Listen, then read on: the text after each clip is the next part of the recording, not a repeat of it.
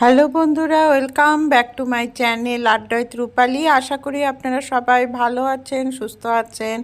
আর আমিও ভালো আছি এবং সুস্থ আছি। আজকে একটা রান্নার রেসিপি আপনাদের সাথে শেয়ার করব বলে আমি রূপালী চলে আসলাম আবার নতুন আর একটি ভিডিও নিয়ে আপনাদের সামনে। তো আজকে আমি একটি রেসিপি শেয়ার করব, সেটা হলো মাশরুমের রেসিপি। তো মাশরুম কিভাবে ক্লিন করতে হয় এবং তা দিয়ে কি রেসিপি তৈরি করা যায় সেটাই আজকে আপনাদের সাথে আমি শেয়ার করব। তো মাশরুম দিয়ে তো অনেক ধরনের রেসিপি তৈরি করা যায়, তার মধ্যে একটি রেসিপি আমি এখন আপনাদের সাথে শেয়ার করতে চলেছি। আশা করি আপনাদের ভালো লাগবে। তো বন্ধুরা, কথা না বলে ভিডিওটা শুরু করা যাক। এই যে আমি এখানে 200 গ্রাম মতো মাশরুম নিয়ে নিয়েছি। এগুলো প্যাকেটের মাশরুম। আর মাশরুম যখন বাজার থেকে কিনে আনা হয় বেশ কিন্তু নোংরা থাকে, এগুলো জলের নোংরা। তো বেশ সময় হাতে নিয়ে এই মাশরুমগুলোকে পরিষ্কার করতে হয়। তো প্রথমেই আমি এখন কিছুটা ঠান্ডা জলের মধ্যে মাশরুমগুলোকে দিয়ে দিয়েছি আর ভালো করে কষলে কষলে মাশরুমগুলোকে পরিষ্কার করে নিচ্ছি।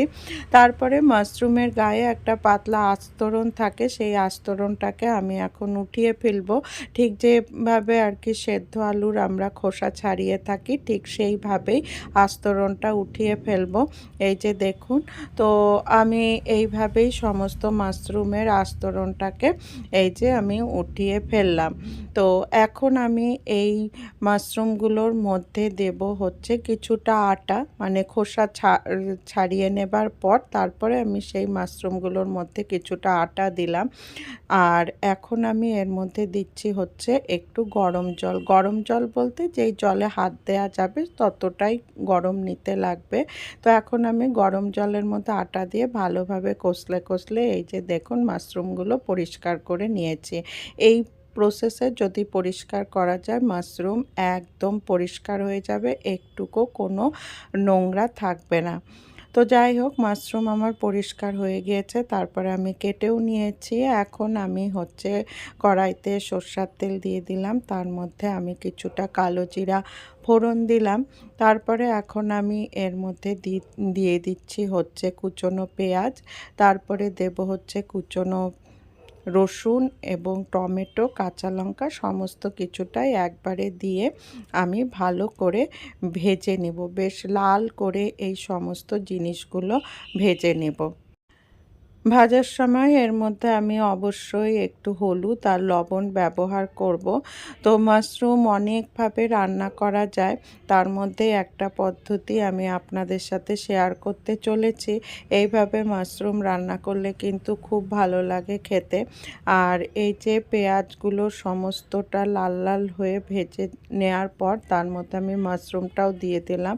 তো মাশরুমটা কিছুক্ষণ ধরে নাড়াচাড়া করার পর এর মধ্যে যে আমি সরু সরু করে আলু কেটে নিয়েছি সেই আলুগুলোও দিয়ে দিলাম। এখন সমস্ত জিনিসগুলো দিয়ে আমি একসাথে ভাজা ভাজা করে নেব। এটা কিন্তু গরম ভাত দিয়েও খেতে ভালো লাগে এবং রুটি পরোটা দিয়েও খেতে ভালো লাগে। মাশরুমের স্বাদই আলাদা হয়, খেতে খুবই সুন্দর লাগে। তো যাই হোক, সমস্ত জিনিস দিয়ে আমি এখন ভালো করে ভাজা ভাজা করে নিচ্ছে। আর বন্ধুরা, এক্ষেত্রে যারা এখনও আমার ভিডিওতে কোনো প্রকার লাইক দেননি অবশ্যই কিন্তু একটা লাইক দিয়ে দিবেন। আপনারা লাইক দিলে কিন্তু ভিডিও করার আলাদাই অনুপ্রেরণা পাওয়া যায়। আর এই যে দেখুন, আমি ঢাকা দিয়ে দিয়ে ভেজে নিচ্ছি। তো মাশরুম খুব তাড়াতাড়ি সেদ্ধ হয়ে যায়, অসুবিধা হয় না, আর আলু তো সেদ্ধ হয়ে যায়। তো যাই হোক, আমার মোটামুটি ভাজা হয়ে গিয়েছে। এখন এর মধ্যে আমি দিয়ে দিলাম কিছুটা জিরা আদা বাটা, আর দিব হচ্ছে একটু চিনি, আর হচ্ছে দেব জল। তো এই সমস্ত জিনিসগুলো দিয়ে আমি এখন মাশরুমটাকে ভালোভাবে কষিয়ে নেব। আর লবণ আমি যেহেতু আগেই একবারে দিয়ে দিয়েছি, তাই আর এক্ষেত্রে আমি কোনো প্রকার লবণ দিলাম না।